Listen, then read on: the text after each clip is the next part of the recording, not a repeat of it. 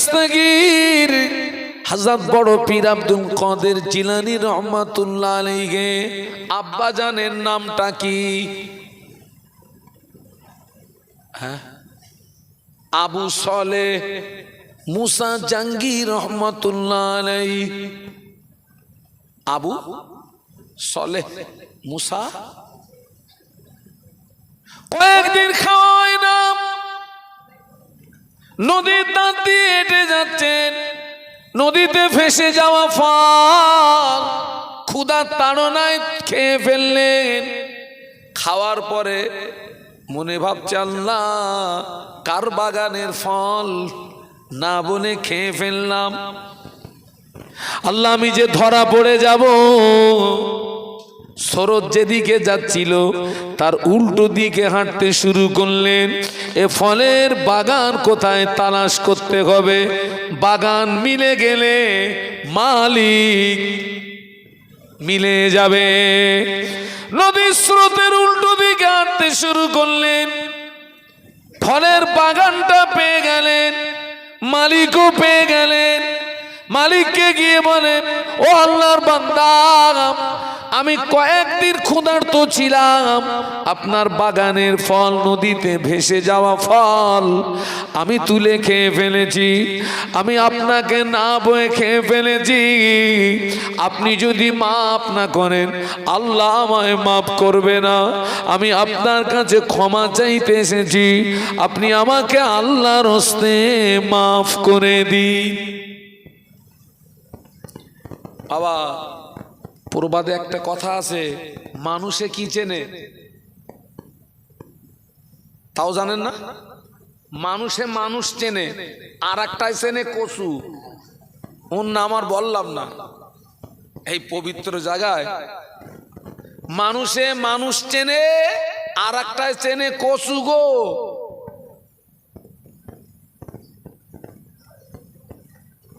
এবার কি একটা আওয়াজ হচ্ছে বলবে?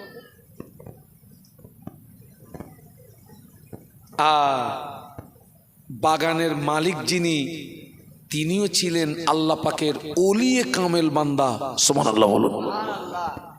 বাগানের মালিক চিন্তা করছে, আল্লাহ রে, আমার এই বাগানের ফল কত নদীতে ভেসে যায়, কত পাখি, পশু পাখি, মানুষ এই ফল কত সব খায়, আজ পর্যন্ত তো এরকম কোনো রেকর্ড নেই।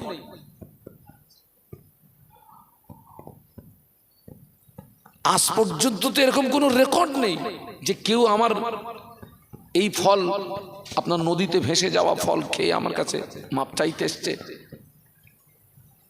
উনি চিনতে পেরেছেন, মানুষ চিনতে পেরেছেন। উনি একটু পেঁচ দিয়ে দিলেন, বাবা মাপ হবে বাবা, তবে ক্ষমা চাইতে গেলে, ক্ষমা পেতে গেলে দুটি শর্ত।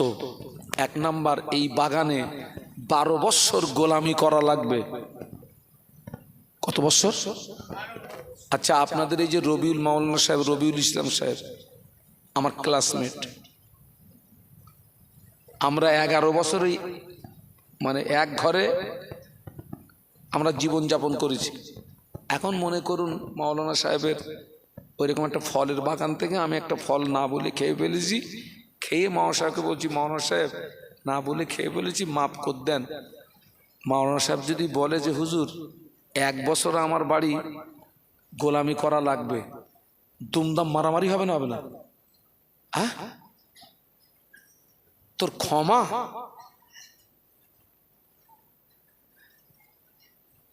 আবু সালেহ মুসা জাহাঙ্গীর রহমাতুল্লাহ আলাইহি তিনি 12 বৎসর গোলামি করাতে রাজি হয়ে গেলেন। একটু মহব্বতে বলুন। কারণ টার্গেট হচ্ছে, মালিক যদি মাপ না করে আল্লাহ মাপ। একটা হচ্ছে হাক্কুল্লাহ, আর একটা হচ্ছে হাক্কুল ইবাদ। একটা বান্দার হক, আল্লাহর হক।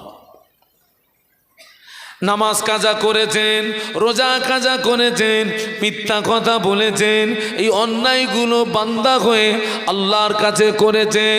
গভীর রাত নিশুতি রাতে ওই গুনার জন্য যদি বিশুদ্ধ অন্তরে তওবা করেন, আল্লাহর কাছে ক্ষমা চান, আল্লাহ পাক মাফ করে দেবে। কিন্তু আপনি অপরাধ করেছেন বান্দার কাছে, ক্ষমা যদি চান আল্লাহর কাছে, আল্লাহ পাক ওই গুনাহ কি মাফ করবে নাকি?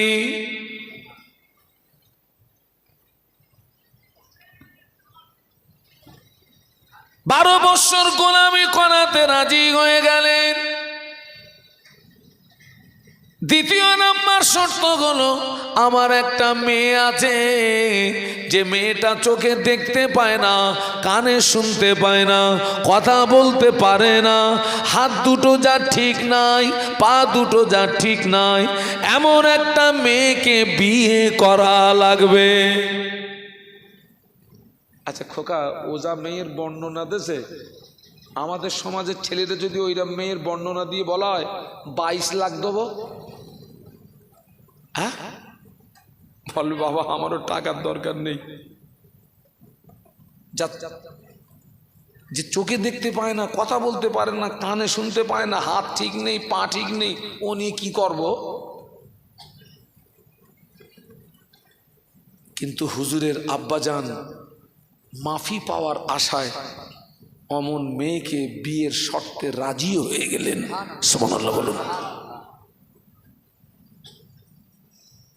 একটা হচ্ছে ফতোয়া, আর একটা হচ্ছে তাকওয়া। একটা কি ফতোয়া, আর একটা ফতোয়া আলাদা, তাকওয়া আলাদা। আমাদের ভিতরে কিন্তু তাকওয়া নেই। বলো, আমরা তো সব বড় হুজুর।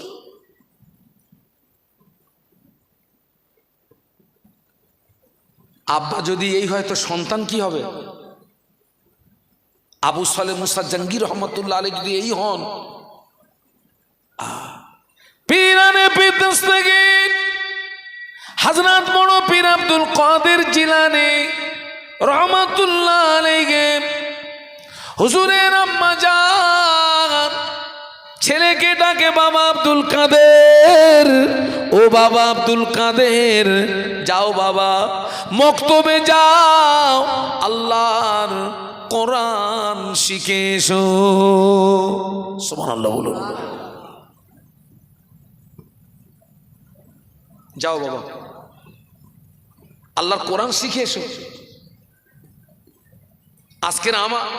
আজকের আমরা অধিকাংশ আমরা ছেলে মেয়েকে মক্তবে পাঠাই না। আপনার মক্তবটা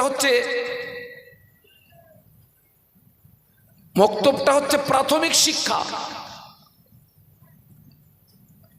প্রাইমারি শিক্ষা।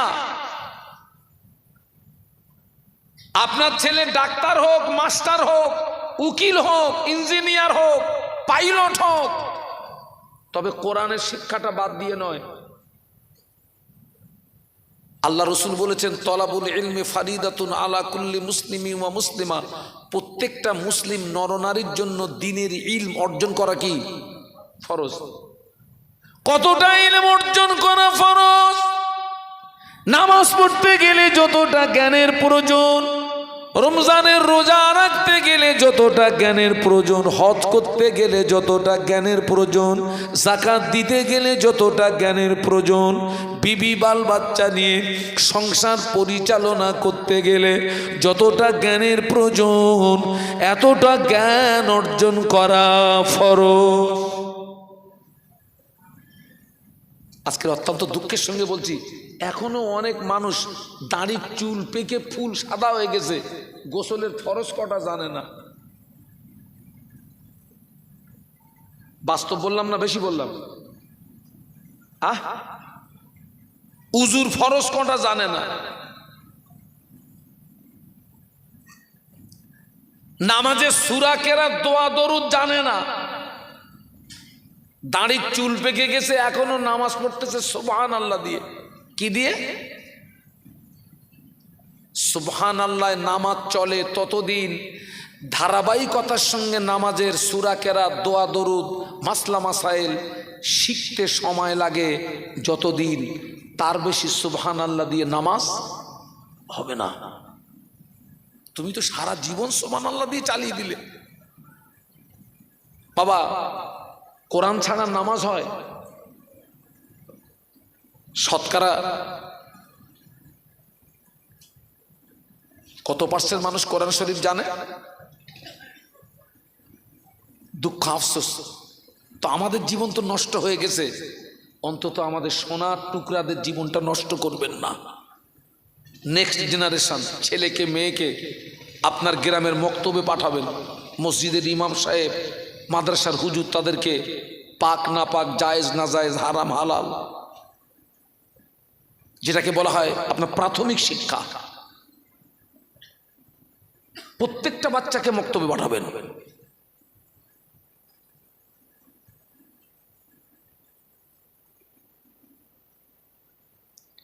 পীরানে পীর দস্তগীর বড় পীর আব্দুল কাদের জিলানী রহমাতুল্লাহ আলাইহি আম্মা জান বলছেন, বাবা আব্দুল কাদের, ও বাবা আব্দুল কাদের, যাও বাবা মক্তবে যাও, আল্লাহর কোরআন শিখে এসো।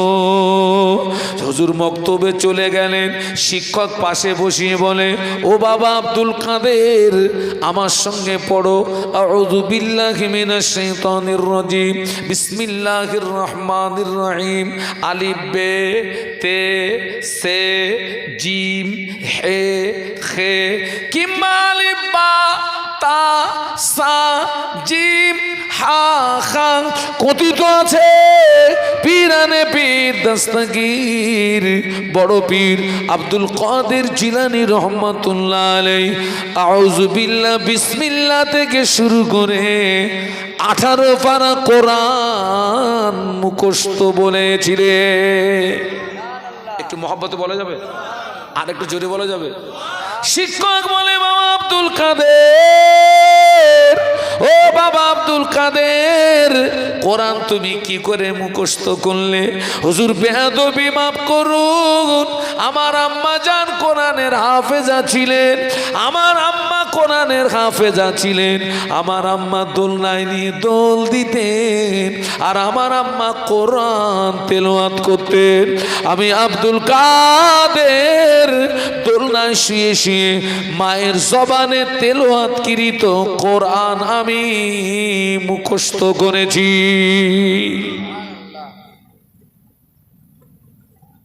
মা কোরআনের হাফেজা, ছেলে কোরআনের।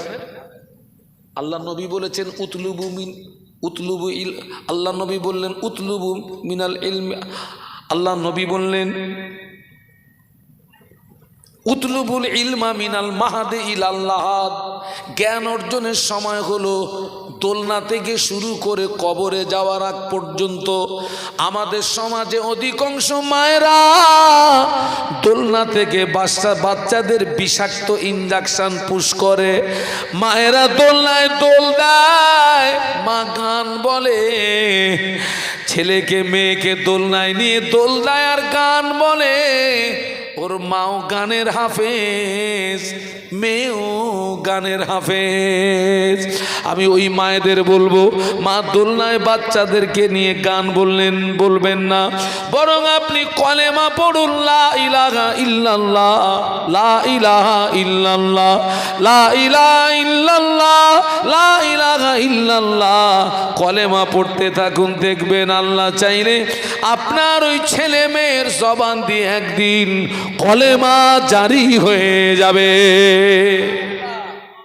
গান বলো না মা, কলেমা বলো।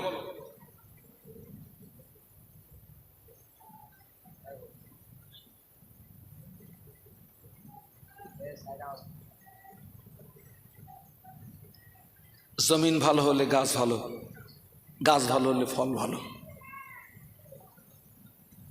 আমি একদম শুরুর দিকে বলছিলাম, একজন সৎ সন্তানের এত দাম। আসমানের নিচে জমিনের উপরে যত সম্পদ এক পাল্লায়, সৎ সন্তান অপর পাল্লায়। সৎ সন্তানের পাল্লা কি হবে বলছিলাম? ভারী হয়ে যাবে, এত দাম।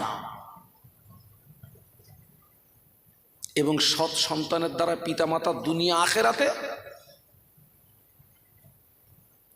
আখেরাতে উপকৃত হয়।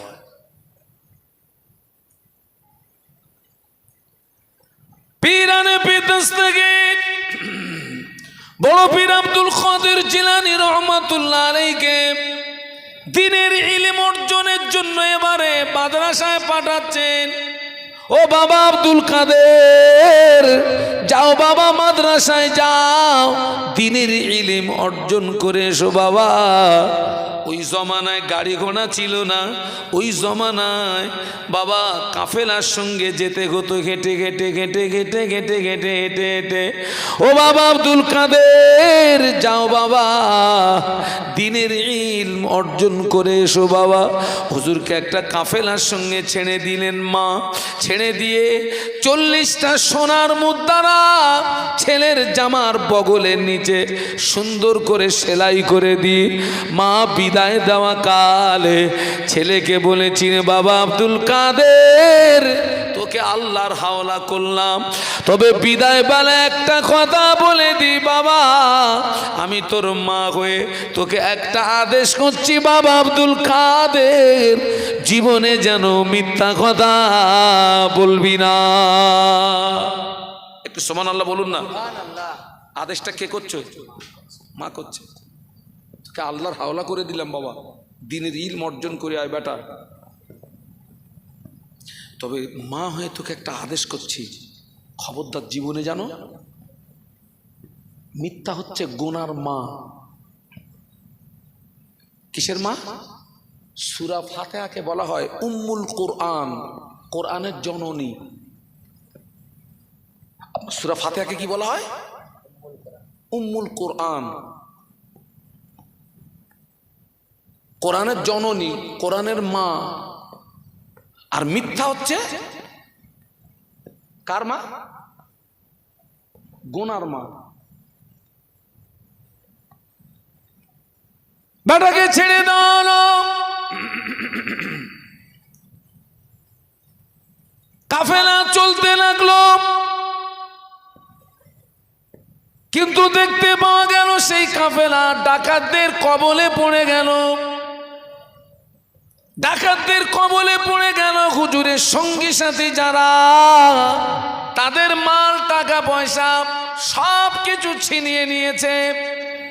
দস্যুদের ভিতরে একজন বড় পীর সাহেবের কাছে গিয়ে বলতে, বেটা রে, তোর কাছে কিছু আছে নাকি? আমার দিকে তাকান। দস্যুদের ভিতর থেকে একজন বড় পীর সাহেবকে বলছে, বেটা রে, তোর কাছে কিছু আছে নাকি? এখন মনে করেন ওখানে বড় পীর সাহেব না আমরা, কিন্তু মাল আছে বগলে। ওই জায়গাটায় আমাদের দ্বারায় হ্যাঁ হবে না না হবে? একটু জোরে বলেন। শুধু না, আল্লাহর কিরে, বাপের কিরে, মার কিরে, খোদার কিরে, গোষ্ঠীর কিরে, পুরো ফাঁকা, কিচ্ছু নেই। পীরানে পীর দস্তগীর বড় পীর আব্দুল কাদের জিলানী রহমাতুল্লাহ আলাইহি বলেছিলেন, ও আল্লাহর বান্দা, আমার কাছে 40টা সোনার মুদ্রা আছে। একটু বলেন না, বলেন না, একটু মোহাব্বতে বলেন না। খোকা, আমি হজ করতে যাই, তোরা বাদাম খাচ্ছি? ওটা এত লোভনীয় জিনিস, খাও খাও, আমার দেখাও। আমার জিভে যদি পানি আসে, আর আপনি বসেছেন আমার সামনে বসে পান খাচ্ছেন, আমার ভাত লাগে না পান লাগে, কিন্তু এখন না, আমার কাছে পান আছে। আল্লাহু আকবার। আমাকে সারা রাত কিছু দিতে হবে না, কিন্তু পান না দিলে কিন্তু মারামারি হবে। আমি আমার টোটাল রাত পার হয় পানে। আল্লাহ পাকের রহম, আপনাদের আব্বা আমার দোয়া, আমি সারা রাত কাটিয়ে দেবো, আমাকে কিছু খেতে দিতে হবে না। তবে কি খাই মাঝে একটু আপনার লিকার চা, একটু মুড়ি খাই, মুড়ি মুড়ি, ব্যাস, ওতেই কভার। হুজুর বলেছিলেন, ও আল্লাহর বান্দা, আমার কাছে 40টা সোনার মুদ্রা আছে। একটু সুবহানাল্লাহ বলুন, একটু মহব্বতে বলুন। আচ্ছা, এই কথা যদি আবার দস্যুদের বলা হয় ওরা কি বিশ্বাস করবে না করবে না? বিশ্বাস করবে না। সে বেটা চলে গেল, আর এক বেটা আসলো, এই তোর কাছে কিছু আছে? একই কথা, 40টা সোনার মুদ্রা।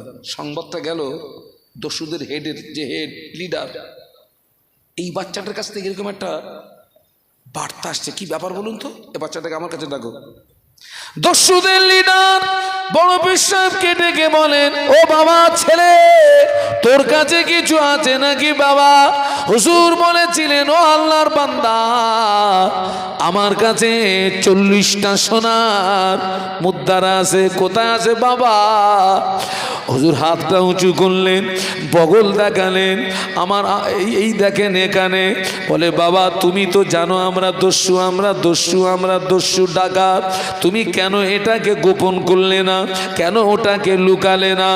ও আল্লাহর বান্দা, আমার মা আমাকে বিদায় দেওয়া কালে, আমার মা আমাকে বিদায় দেওয়া কালে একটা আদেশ আমায় করেছিলেন, বাবা আব্দুল কাদের, জীবনে যেন মিথ্যা কথা বলবি না। আমি জানি আপনারা ডাকাত দস্যু লুটপাট করছেন, তবু ওই কঠিন মুসিবতে মায়ের আদেশ অমান্য করতে পারলাম না। দস্যু লিডারের ব্রেন খুলে গেল, ব্যাটারে তুই কঠিন মুসিবতে মায়ের আদেশ অমান্য করতে পারলি না, আর আমি জীবনে আমার আল্লাহর কত হুকুম অমান্য করলাম। ও আল্লাহর বান্দা ছেলে, আমার জ্ঞানের চোখ খুলে গেছে বাবা, আর নয়। হাতটা বাড়িয়ে দে, আমাকে একটু তওবা করিয়ে দে। দস্যুদের লিডার হুজুরের হাতে হাত দিয়ে তওবা করে পরে তিনিও আল্লাহর ওলি হয়ে গেলেন।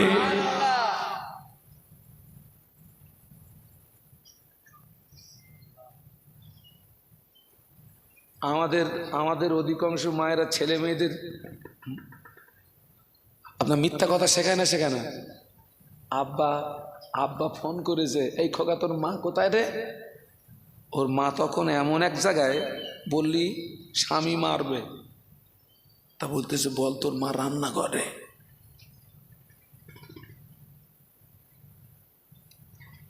কিন্তু মা আছে এমন একটা কাজে, আমি সেটা আপনাদেরকে আর বললাম না। ছেলেকে শিখিয়ে দিই, ছোট্ট বাচ্চাকে শেখাচ্ছে, মেয়েকে, ছোট্ট মেয়েকে, এই বল তোর মা, বল আম্মা অমুক জায়গায়, টাটকা মিথ্যা কথা শেখাচ্ছে।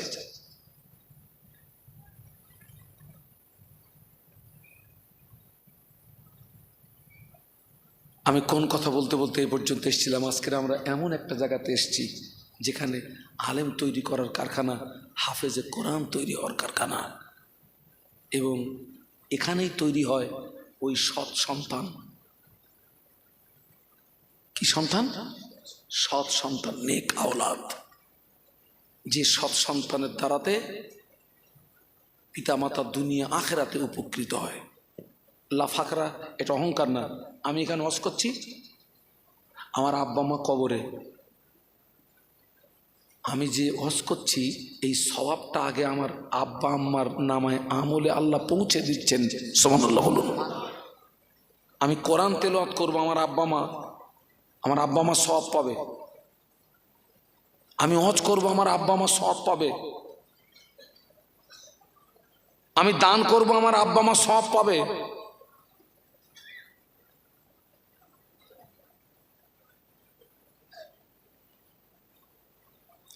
আর একটা জমিন দেখাচ্ছি, আল্লাহর ওলি শাহ ফরিদউদ্দিন রহমাতুল্লাহ আলাইহি, হুজুরের আম্মা জান বড় আবেদা জাগেদা, আবেদা জাগেদা, আম্মা জান আবেদা জাগেদা, আল্লাহর ওলি শাহ ফরিদউদ্দিন রহমাতুল্লাহ আলাইহি। হুজুরের উপরে তখন নামাজ ফরজ হয়নি, হুজুরের উপরে তখন নামাজ ফরজ হয়নি।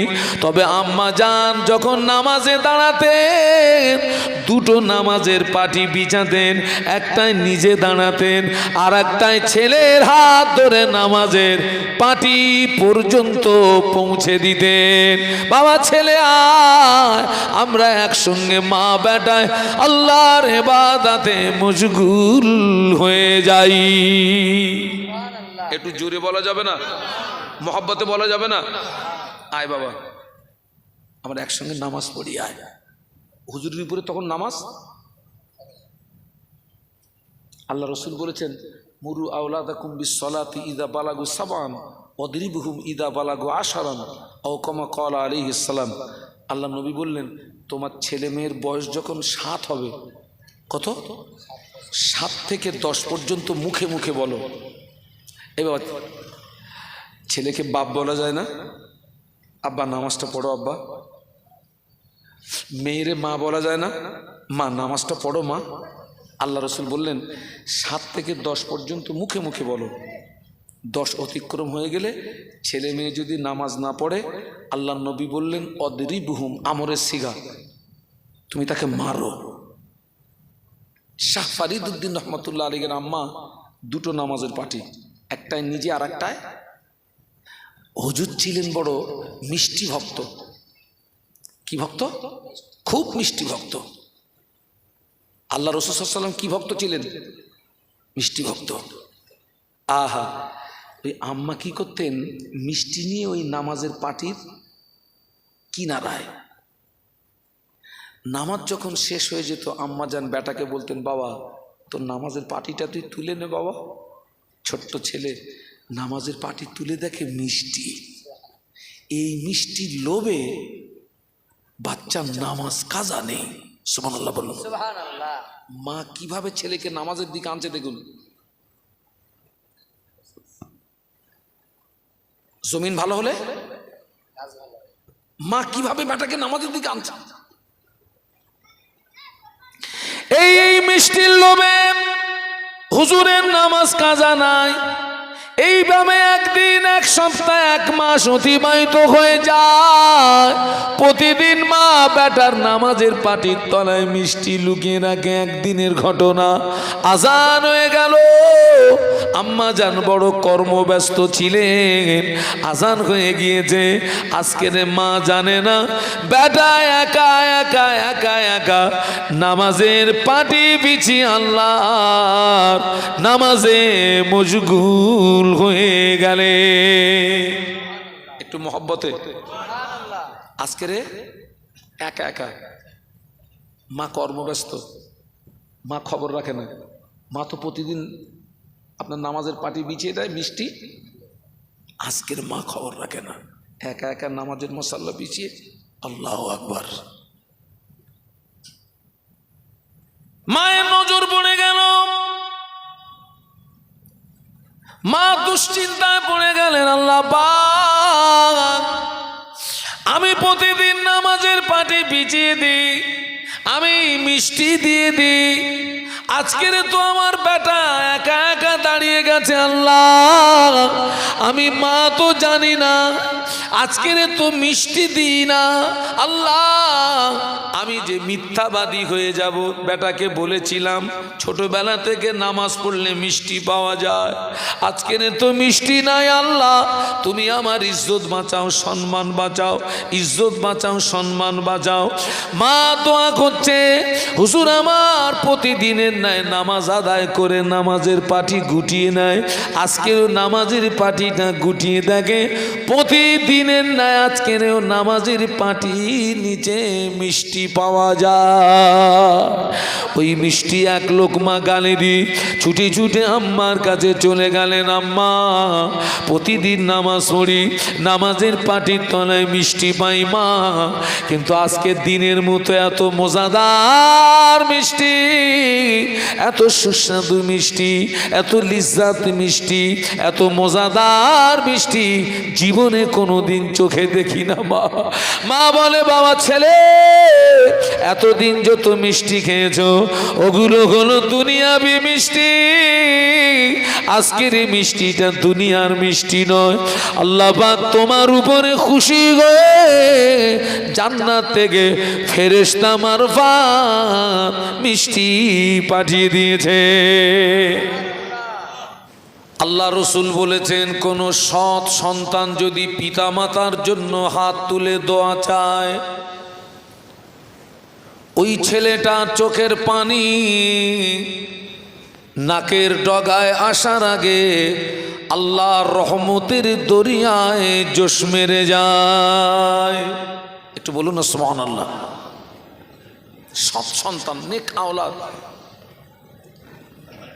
নেক আওলাদ যখন আল্লাহ পাকের দরবারে হাত তুলে দোয়া চায়, ওই সৎ সন্তানের চোখের পানি নাকের ডগায় আসার আগে আল্লাহ পাকের রহমতের দরিয়ায় জোশ মেরে গিয়ে আল্লাহ তার আব্বা আম্মার আযাবে কবরকে মাফ করে দেয়।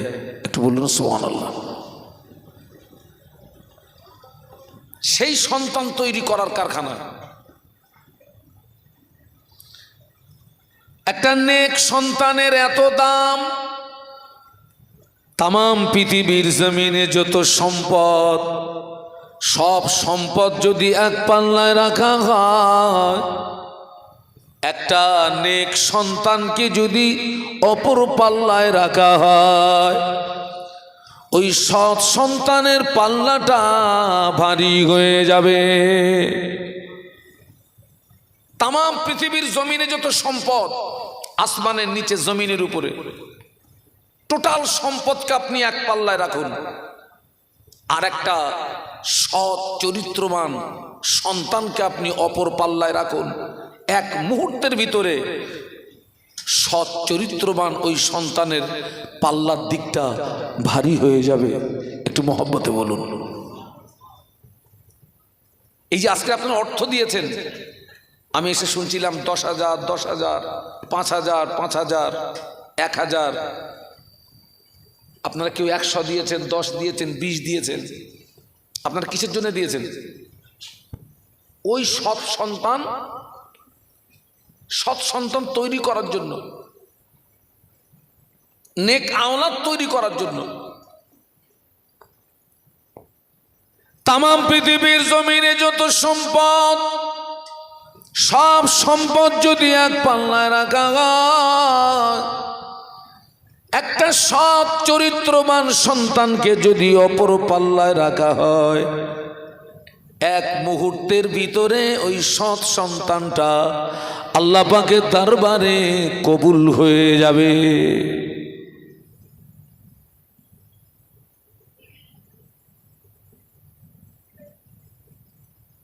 আমি আপনাদেরকে একটা সৎ আপনার পরামর্শ দেব। আপনার ছেলেকে আলেম বানান, হাফেজ বানান, মেয়েকে আলেমা বানান, হাফেজা বানান। আমার সবচেয়ে দুঃখ হয়, আপনার দুনিয়ার জগৎটা কি ক্ষণস্থায়ী না চিরস্থায়ী? বলুন। ক্ষণস্থায়ী। আখেরাতের জীবন হচ্ছে চিরস্থায়ী। সৎ সন্তানের দ্বারায় দুনিয়া আখেরাত তার জন্য উজ্জ্বল, এবং তার পিতামাতা দুনিয়া আখেরাত তাদের জন্য উজ্জ্বল। বলুন সুবহানাল্লাহ। কিন্তু আমরা মাদ্রাসায় দেই কোন ছেলেগুলোকে? বলুন। আপনার 4টে ছেলে, তার ভিতরে যার ব্রেন ভালো, আমরা ওই সন্তানটাকে কোথায় দিই? আমরা স্কুলে দিই। কেন? এই ছেলে ভালো করে পড়াশোনা করবে, বড় হবে, চাকরি পাবে, বাড়ি বসে বসে খাবো।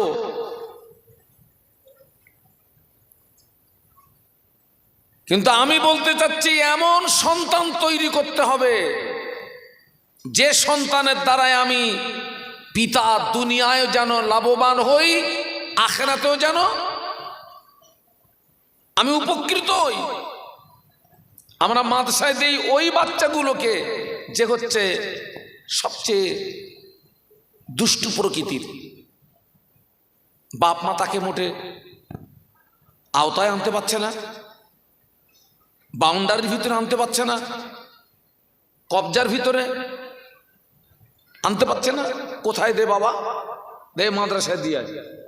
কিন্তু দেখুন সেই বাচ্চাগুলোই কিন্তু এখান থেকে হাফেজে কোরআন হয়ে বাড়ি যায়। বলুন সুবহানাল্লাহ। সেই বাচ্চাগুলোই কিন্তু আলেম হয়, সেই বাচ্চাগুলোই হাফেজে কোরআন তৈরি হয়, সেই বাচ্চাগুলোই কিন্তু আলেম তৈরি হয়, এবং সেই বাচ্চাদের দ্বারায় দ্বীন ইসলামের উপকার হয়। একটু সুবহানাল্লাহ বলুন। সন্তান তৈরি করতে গেলে, সন্তানকে তৈরি করতে গেলে, সুসন্তান তৈরি করতে গেলে, নেক সন্তান তৈরি করতে গেলে আগে পিতামাতা ভালো হওয়া চাই, গার্জেন পক্ষ ভালো হওয়া চাই।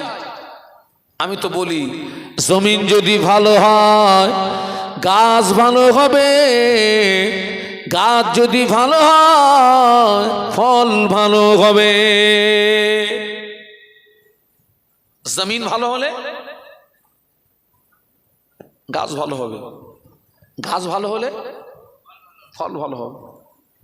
একটা জমিন দেখাচ্ছি, ফুরফুরা শরীফে মুজাদ্দিদুজ্জামান দাদা হুজুর পীর কেবলা রহমাতুল্লাহ আলাইহি, তিনি আল্লাহর ওলি, তানার 5 কলিজার টুকরা, তানারাও আল্লাহর ওলি। একটু সুবহানাল্লাহ বলেন। বাপ ওলি, সন্তানও কি? আর আমাদের জমিন দেখেন, বাপ মাতাল, ছেলেও মাতাল। বাপ নামাজ পড়ে না, ছেলেও নামাজ পড়ে না। বাপ শরীয়তের ধার ধারে না, ছেলেও শরীয়তের ধার ধারে না। বাপের চরিত্র ভালো না, সন্তানেরও চরিত্র ভালো না। মা নামাজ পড়ে না, মেয়ে নামাজ পড়ে না। মা পর্দা করে না, মেয়ে পর্দা করে না। মায়ের চরিত্র ভালো না, মেয়েরও চরিত্র ভালো না। ও তো জমিন খারাপ। কি খারাপ রে বাবা? ও তো জমিন খারাপ।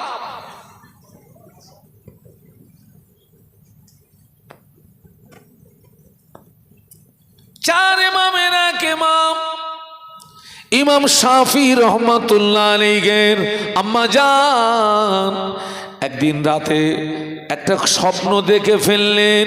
ওনার পেটের ভিতর থেকে একটা আলো বেরিয়ে ওই আলোটা আসমানের দিকে উঠে গেল।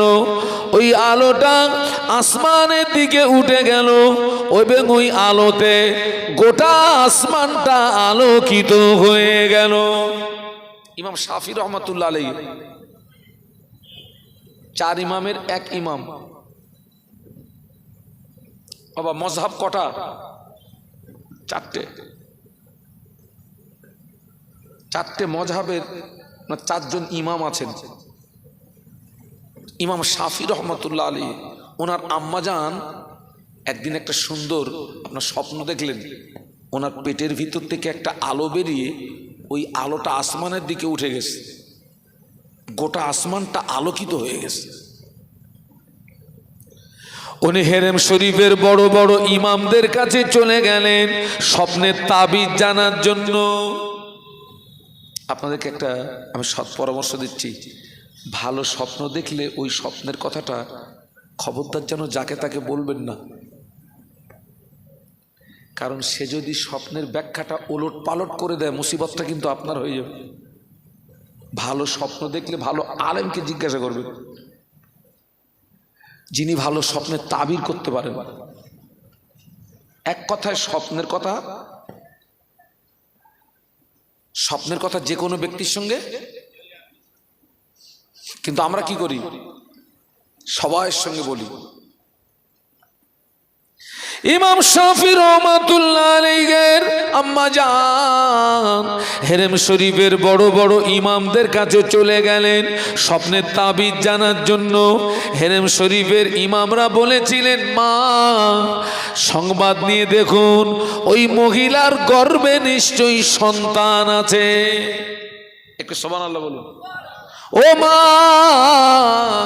ওই মহিলাকে সাবধানে থাকতে বলবেন, ওই মহিলা যেন বিহুরমতি না হয়ে যায়, ওই মহিলা যেন বিহুরমতি না হয়ে যায়। ওই মহিলার গর্ভে নিশ্চয়ই সন্তান আছে। ওই সন্তান ভূমিষ্ঠ হওয়ার পরে ওই সন্তান হাফেজ হবে, আলেম হবে, ফকিহ হবে, মুহাদ্দিস হবে। ওই সন্তানের দ্বারা তামাম পৃথিবীর জমিনে দিনের আলো জারি হয়ে যাবে। সুবহানাল্লাহ। স্বপ্নটাও যেমন আপনার আপনার তাবিরটাও খুব সুন্দর। বড় বড় ইমামরা তাবির করলেন, নিশ্চয়ই ওই মহিলার গর্ভে সন্তান আছে। ওই সন্তান ভূমিষ্ঠ হওয়ার পরে হাফেজ হবে, আলেম হবে, ফকিহ হবে, মুহাদ্দিস হবে। তার দ্বারাতে তামাম বিশ্বের জমিনে দিনের আলো জারি হয়ে যাবে। এটাই হচ্ছে স্বপ্নের তাবির। ইমাম শাফি রহমাতুল্লাহ আলাইহির আম্মা হেরেম শরীফের বড় বড় ইমামদের কাছ থেকে স্বপ্নের তাবিরটা শুনে বাড়ি আসলেন। বাড়ি এসে 2 রাকাত শুকরিয়ার নামাজ আদায় করলেন। সুবহানাল্লাহ বলুন, একটু মহব্বতে বলুন। শুকরিয়ার নামাজ আদায় করে আল্লাহ পাকের দরবারে হাত তুলে দোয়া চায়, আল্লাহ পাক আমার স্বপ্ন যেন সফল হয়, আল্লাহ পাক আমার স্বপ্ন যেন পূরণ হয়। সুবহানাল্লাহ। স্বপ্নের তাবিজ জেনে এসে মা বাড়িতে এসে কি করেছেন বলুন বলুন? 2 রাকাত নামাজ পড়েছেন, শুকরিয়ার নামাজ।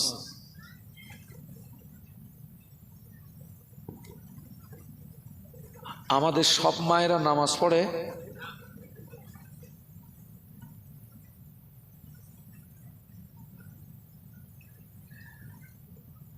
আমাদের সব বাপ আর সব মা নামাজ পড়ে। তো ওই জমিন থেকে কি আসবে? আপনি ওই জমিন থেকে কি আশা করতে পারেন? অনেক মহিলা যে সারা বৎসরের ভিতরে আল্লাহর জমিনে একটা সেজদা দেয় না।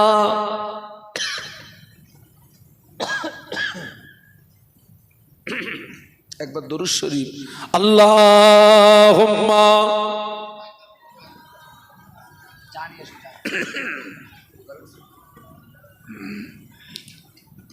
একটু কি আওয়াজ বাড়ানো যায়? এখন তো খুব রাত হয়নি ভাই। আল্লাহু আকবার। না, আপনাদের আব্বা আম্মার দোয়া আমাকে তো মানে আজকের আমি খুব কাছাকাছি। আজকের আমার আজকে প্রথম জলসা ছিল আপনার কি বলে ঘুষিঘাটা লাউ গাছে। মানে আজকে 2টো জলসা কাছাকাছি। গত রাতের আমার জলসা ছিল আপনার লক্ষ্মীকান্তপুর ঢোলা থেকে আপনার জুবাই লস্কর থেকে আরো 7 কিলোমিটার। জায়গাটার নাম হচ্ছে 14 নম্বর হিসামাবাদ। সময় ছিল 9টা 11টা। তো উঠলাম 9টায়, সেই অস করতে করতে কখন 12টা বেজে গেছে আমি জানিনি। নামলাম 12টায়। আর একটা জলসা দাওয়াত ছিল ডায়মন্ড হারবার, আমার টাইম ছিল 2:30টায়। ওরা আমাকে তুললো আমাকে 3টে, নামলাম 6টায়, মাঝখানে ফজরের নামাজ। বাড়ি এসছি তখন একদম রাইট 10টা বাজে। আর আমি তো কোনো দাওয়াত বাড়ি খাই না। তো আমার সকাল হোক আর দুপুর হোক আমি সেই বাড়ির থেকে খেয়ে বেরোই আর বাড়ি এসে খাই। তো আল্লাহ পাকের শান, আমি যখন সকাল আপনার 5:30 6টায় যখন ওয়াজ করছি, তো সেই সমস্ত আপনার শ্রোতাদের দরুদ শরীফ পড়ার জাজবা, এমনি দুর্বল বক্তা সবল হয়ে যাবে। একটু মহব্বতে পড়ি না, আল্লাহুম্মা সাল্লি আলা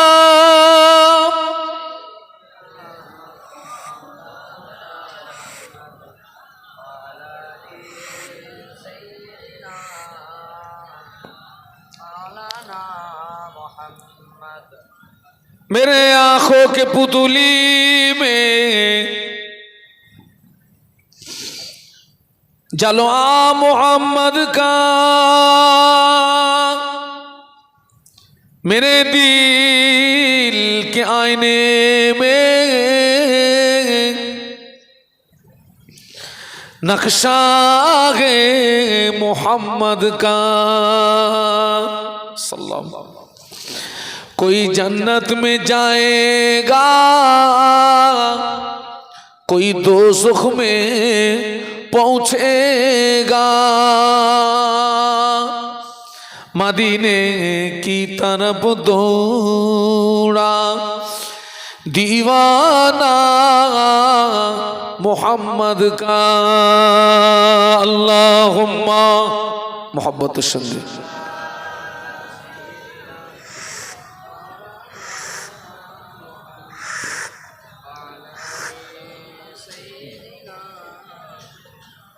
আমরা সবাই একটু বলি না আল্লাহু আকবার, আর একটু মোহব্বতের সঙ্গে আল্লাহু আকবার।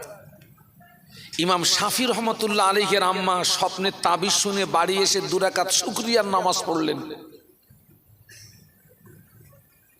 আর আমার সমাজে বর্তমান যুগ সন্ধিক্ষণে বহু মায়েরা, সমাজে অনেক মা আছে, অনেক বোন আছে, সারা বছরের ভিতরে আল্লাহর জমিনে একটা সেজদাও দেয় না সারা বছরে।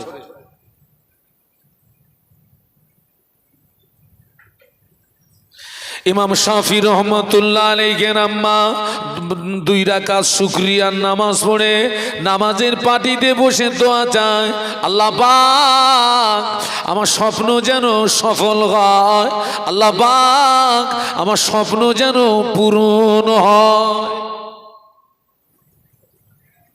ও আমার ভাইরা, আমরা কটা দিন নামাজের পাটিতে বসে কেঁদেছি, আল্লাহ আমার ছেলে যেন নামাজি হয়, আমার মেয়ে যেন নামাজি হয়, আমার ছেলেকে আলেম বানাও, আমার ছেলেকে হাফেজ বানাও, আমার মেয়েকে আলেমা বানাও, আমার মেয়েকে হাফেজা বানাও। বাপ হয়ে আমরা কদিন আল্লাহ পাকের দরবারে দোয়া করেছি, আল্লাহ তুমি আমার ছেলেকে আলেম বানাও, আল্লাহ তুমি আমার ছেলেকে হাফেজ বানাও, আল্লাহ আমার মেয়েকে আলেমা বানাও, আল্লাহ আমার মেয়েকে হাফেজা বানাও।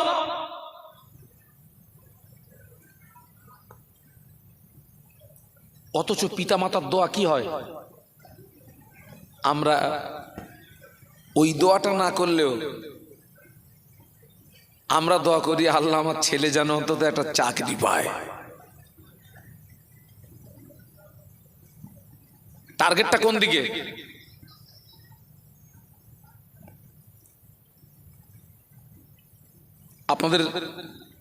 আপনাদের প্রত্যেককে বলে যাচ্ছি, আপনি যখন আপনার জন্য দোয়া চাইবেন, ছেলে মেয়ের জন্য দোয়া চাইবেন, আল্লাহ আমার ছেলেকে নামাজি বানাও, আল্লাহ আমার মেয়েকে নামাজি বানাও, আল্লাহ আমার স্ত্রীকে নামাজি বানাও, আল্লাহ আমাদের সবাইকে হেদায়েত নসিব করো, চাইবেন।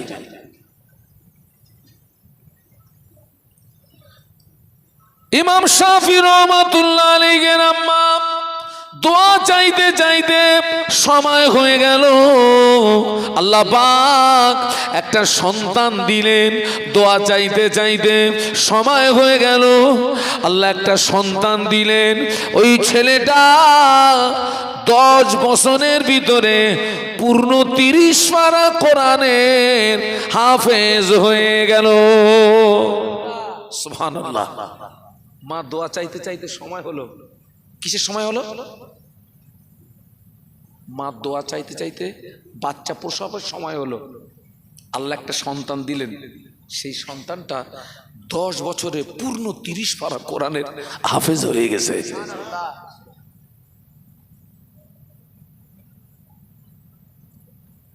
ইমাম শাফি রহমাতুল্লাহ আলাইহি 10 বছর বয়সে কোরআনের হাফেজ হয়ে গেলেন। কোরআনের হাফেজ হওয়ার পরে আম্মাকে না বলে লুকিয়ে লুকিয়ে লুকিয়ে লুকিয়ে মদিনা শরীফে চলে গেলেন ইমাম মালিক রহমাতুল্লাহ আলাইহির কাছে ইলমে হাদিস, ইলমে তাফসীর জ্ঞান অর্জন করতে। ওখান থেকে চলে গেলেন বাগদাদ শরীফে ইলমে ফিকহের জ্ঞান অর্জন করতে। মাকে না বলে লুকিয়ে লুকিয়ে চলে গেছেন। কারণ হলো মা যদি আটকিয়ে দেয়, মা যদি বাধা দেয়, মা যদি না যেতে দেয়, আম্মাকে না বলে লুকিয়ে লুকিয়ে দ্বীনের ইলম অর্জন করতে চলে গেলেন। বলুন সুবহানাল্লাহ। মাকে না বলে লুকিয়ে লুকিয়ে, কারণ এত সাধনার সন্তান যদি মাকে বলে, হয়তো মা বলুন বলুন যেতে দেবে না।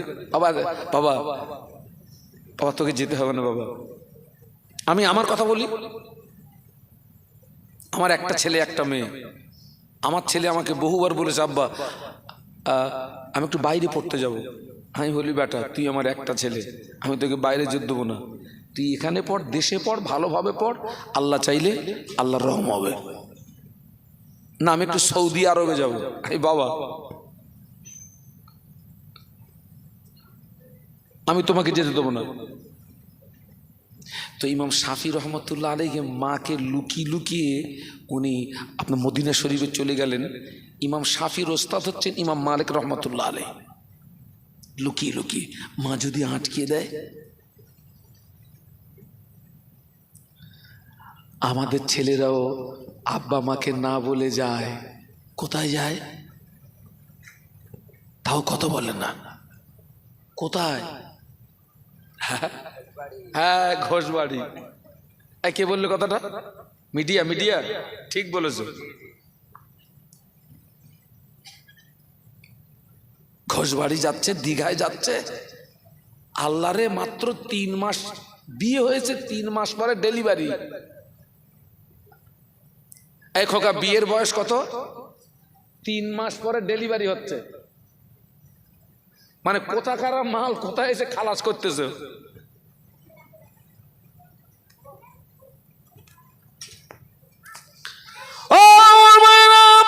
ইমাম শাফি রহমাতুল্লাহ আলাইহি আম্মাকে না বলে লুকিয়ে লুকিয়ে মদিনা শরীফে চলে গেলেন। মা সন্তান পাচ্ছে না। আমাদের মায়েরা যদি ছেলে মেয়ে না পায়, আগে যায় তদবির কারকের বাড়ি। কে বাবা কার বাড়ি? হুজুর পাচ্ছিনি। হুজুর একটু মাথাটা নিচু করে খানিকক্ষণ চুপ থেকে বলছে, মাল তো অনেক দূর চলে গেছে, উপায় আনা যাবে কিন্তু খরচ বেশি হবে। পুরো ভণ্ডামি একদম। আচ্ছা তুই খানিকক্ষণ চুপ করতে গিয়ে অনেক দূর চলে গেছে, তুই কি করে জানতে পারলি? আরে ভণ্ডামি করার কি আছে? এমনি আল্লাহর কালাম আছে, হারিয়ে গেলে তার তদবির আছে, তদবিরটা করে দে। পুরো বর্ডার পার, পাকিস্তান বর্ডার। এ বাবা হচ্ছে না হচ্ছে না? পুরো ভণ্ড একদম। ইমাম শাফি রহমতুল্লাহ আলাইহির আম্মা সন্তান পাচ্ছে না, কোথাও যাননি। উজু করে নামাজের পাটিতে চলে গেলেন। সুবহানাল্লাহ বলুন। কোরআন শরীফে সূরা ফাতিহায় পড়ি, ইয়াকা নাবুদু ওয়া ইয়াকা নাস্তাঈন। একটু বল না ভাই আল্লাহু আকবার। এ তো 3:30টার আওয়াজ দিলেন ভাই। একটু জবান খুলে বলি আল্লাহু আকবার। আরো আওয়াজ তুলুন, বলুন আল্লাহু আকবার। ইয়াকা নাবুদু ওয়া ইয়াকা নাস্তাঈনের বাংলা মানে কি? আল্লাহ আমরা খাস করে তোমারই ইবাদত করি এবং সমস্ত প্রকার সাহায্য তোমারই কাছে চাই। সুবহানাল্লাহ বলুন।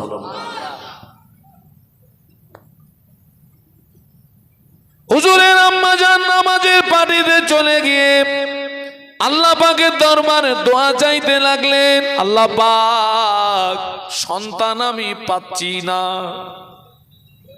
আমার সন্তান যেখানেই তাক জমিনে আছে আল্লাহ আমি সন্তান আপনার উপরে হাওলা করলাম, তবে আমি মা হয়ে দোয়া চাই, আল্লাহ পাক আমার স্বপ্ন যেন সফল হয়, আমার স্বপ্ন যেন পূরণ হয়, আমার ছেলে যেন আলেম হয়, আমার ছেলে যেন মুহাদ্দিস হয়, ফকিহ হয়, আমার সন্তানের দ্বারাই যেন তামাম পৃথিবীর জমিনে দিনের আলো জারি হয়ে যায়। মা শুধু কি করছে বলুন বলুন? আল্লাহ রসুল বলেছেন আর দোয়া ও মুখুল ইবাদা, দোয়া হচ্ছে ইবাদতের মগজ। দোয়া কি?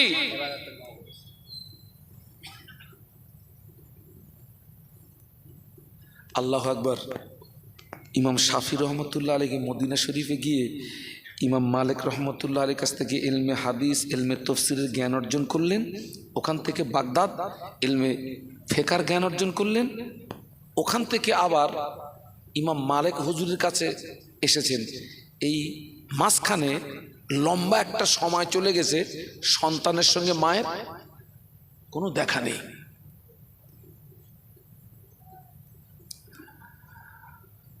মা শুধু নামাজের পাটি দিকে কি করছেন? দোয়া করছেন। দোয়া। ও ছেলেরা, আমরা ইমামের হাতে টাকা দিয়ে মুসাফা করি, আলেমের হাতে টাকা দিয়ে মুসাফা করি, মুফতি সাহেবের হাতে টাকা দিয়ে মুসাফা করি, পীর সাহেবের হাতে টাকা দিয়ে মুসাফা করি। করবি করবি করবি, আলেমকে নজরানা দিবি, ইমামকে নজরানা দিবি, মুফতিকে নজরানা দিবি, পীর সাহেবকে নজরানা দিবি। তবে শুনে রেখে দে বাবা, ইমামের দোয়া, আলেমের দোয়া, মুফতির দোয়া, পীর সাহেবের দোয়া কবুল হবে গ্যারান্টি নাই। পিতামাতা যদি দোয়া চায়, ওই দোয়াটা সরাসরি আল্লাহ পাকের দরবারে কবুল হয়ে যায়। একটু মহব্বতে বলুন। আল্লাহ নবী বলেছেন বিগয়রি হিসাব, হিসাবুন মানে পর্দা। আল্লাহ আর পিতামাতার মাঝখানে আমার জীবনের সর্বপ্রথম আমি প্লেনে উঠে আপনার মাহফিলে গেছিলাম আহমেদাবাদে, শুধু মুসাফা করে পেয়েছিলাম 32,000 টাকা। কত বলেছি? শুধু মুসাফায় 32, নজরানা বাদ। আমার তো মনে হচ্ছে আল্লাহ এই মুসাফা যদি রোজ হয় শুধু বসে থাকবো মাল আন। আচ্ছা, ওই যে ওরা আমার হাতে যে টাকা দিয়ে মুসাফা করলো, ওদের উদ্দেশ্য কি বলুন তো? আমার কাছ থেকে দোয়া নেবে তাই। কিন্তু আমার হাতে টাকা দিয়ে মুসাফা করলো, গ্যারান্টি নেই কিন্তু যে আমার দোয়া। আমার মনে মনে বলছিল তোরা পারলে বাপের হাতে টাকা দিয়ে একটু মুসাফা করিস, আর যদি মুসাফা নাও করতে পারিস, বাপ মা যে জিনিসটা খেতে ভালোবাসে, ভালোবাসার জিনিসটা কিনে আব্বা আম্মাকে দিয়ে আব্বা আম্মার কাছে একটু দোয়া চাইবি। পিতামাতার দোয়া সরাসরি আল্লাহ পাকের দরবারে কবুল হয়ে যায়। তোর মুসাফা করতে হবে না।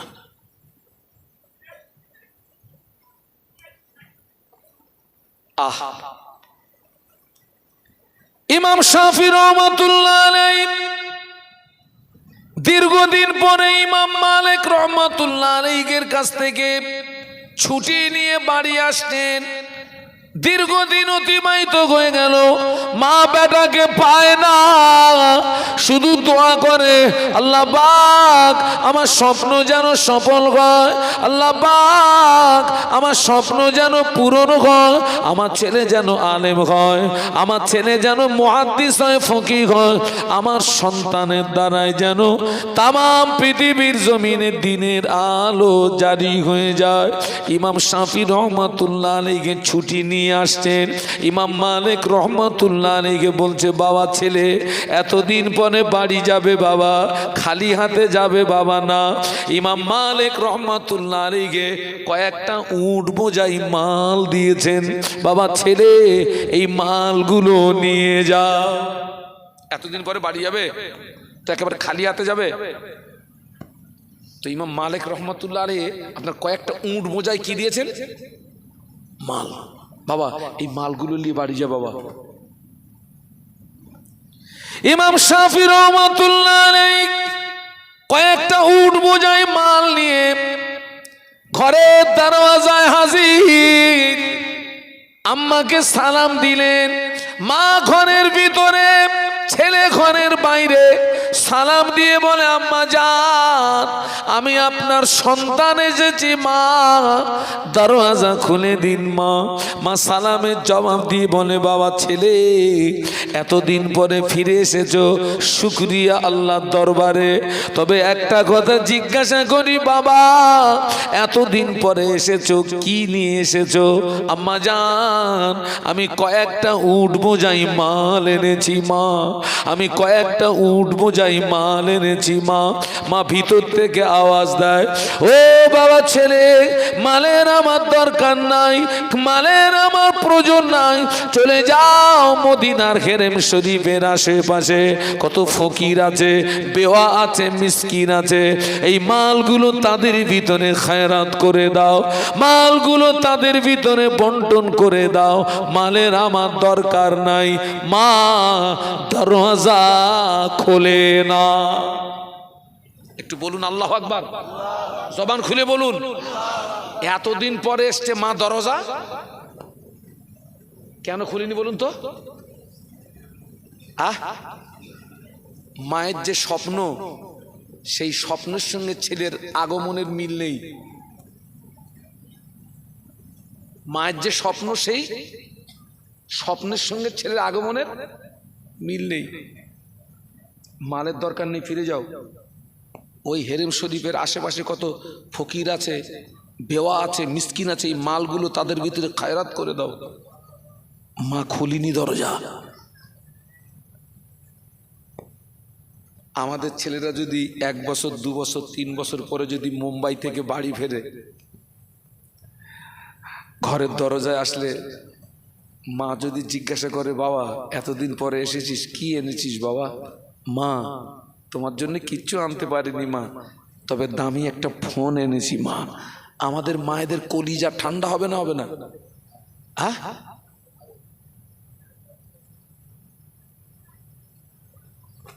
কিতনা মহিলার জীবন যে ফোনে নষ্ট হচ্ছে, আর এই ফোনে যে কিতনা কট লাইন চলতেছে।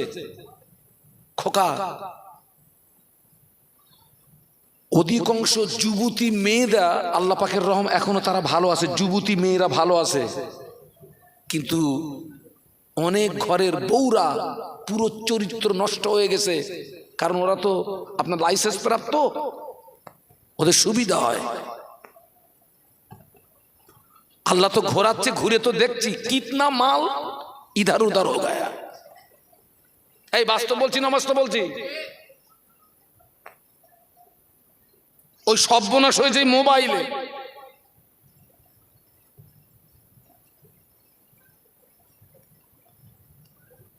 মা দরজা খুলিনি।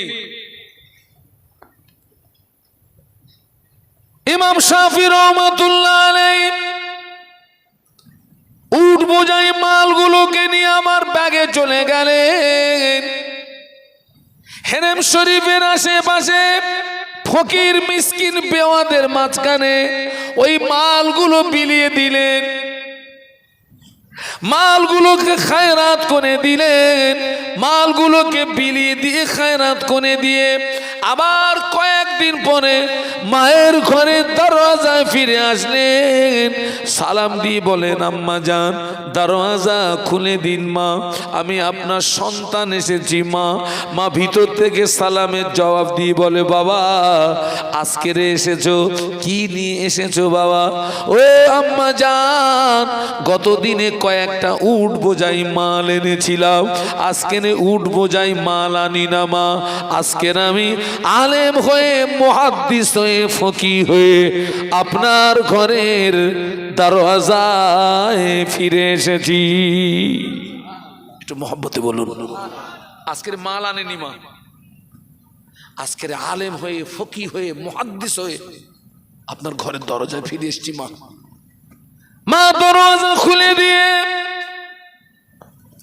ছেলেকে বুকের ভিতরে জড়িয়ে ধরে বলে, বাবা ছেলে জানো না তুমি যখন আমার পেটে ছিলে আমি একটা স্বপ্ন দেখেছিলাম, আমার পেটের থেকে একটা আলো বেরিয়ে ওই আলোটা আসমানের দিকে উঠে গেল, ওই আলোতে গোটা আসমানটা আলোকিত হয়ে গেল। আমি হেরেম শরীফের ইমামদের কাছে তাবিজ জানতে গিয়েছিলাম, তারা বলেছিলেন মা ওই মহিলার গর্ভে নিশ্চয়ই সন্তান আছে, ওই সন্তান ভূমিষ্ঠ হওয়ার পরে হাফেজ হবে, আলেম হবে, ফকিহ হবে, মুহাদ্দিস হবে। ওই সন্তানের দ্বারায় তামাম পৃথিবীর জমিনে দিনের আলো জারি হয়ে যাবে। ও বাবা ছেলে, সেই দিন থেকে আমি আল্লাহর দরবারে দোয়া চাই, আল্লাহ পাক আমার স্বপ্ন যেন সফল হয়, আমার স্বপ্ন যেন পূরণ হয়, আমার ছেলে যেন হাফেজ হয়, আলেম হয়, ফকিহ হয়, মুহাদ্দিস হয়, আমার সন্তানের দ্বারায় যেন তামাম পৃথিবীর জমিনে দিনের আলো জারি হয়ে যায়। ও বাবা ছেলে, আল্লাহ পাক আমার স্বপ্নকে পূরণ করে তোমাকে আলেম বানিয়ে, ফকিহ বানিয়ে, মুহাদ্দিস বানিয়ে আমার ঘরের দরওয়াজায় ফিরিয়ে দিয়েছে।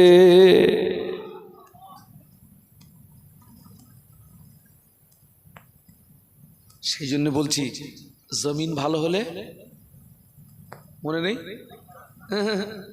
গাছ ভালো হবে, গাছ ভালো হলে ফল। আজকের আমাদের সমাজের অধিকাংশ জমিন নষ্ট হয়ে গেছে, তার মানে বাপ মার চরিত্র নষ্ট হয়ে গেছে। সুসন্তানটা আসবে কি করে? এখন যা আসছে অধিকাংশ সব কুসন্তান। কি সন্তান গো? কুসন্তান।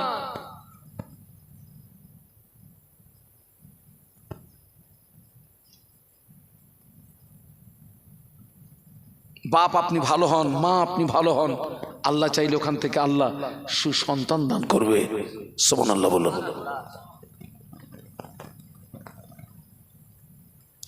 একটু দরুদ শরীফ আল্লাহুম্মা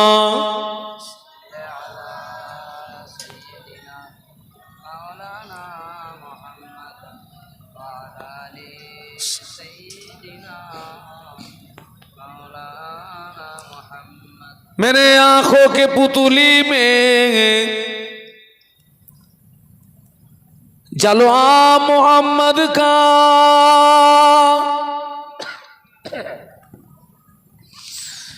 मेरे दिल के आईने में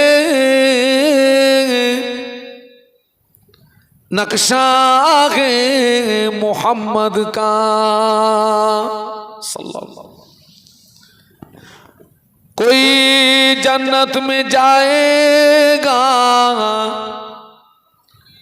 कोई दोज़ख में पहुंचेगा,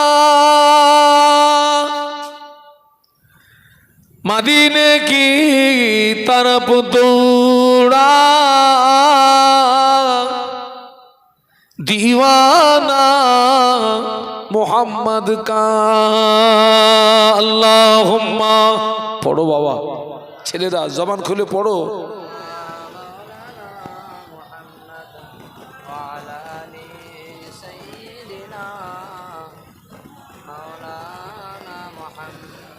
मुझे नाज है अपनी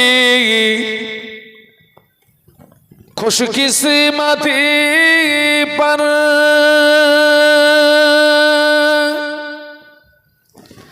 मेरे हाथ में गए दामने मुस्तफा की, नगम गए फुआर का न तूफा का परवा, मैं डूबूंगा फिर भी किनारा करूंगा। अल्लाहुम्मा पढ़ो बाबा।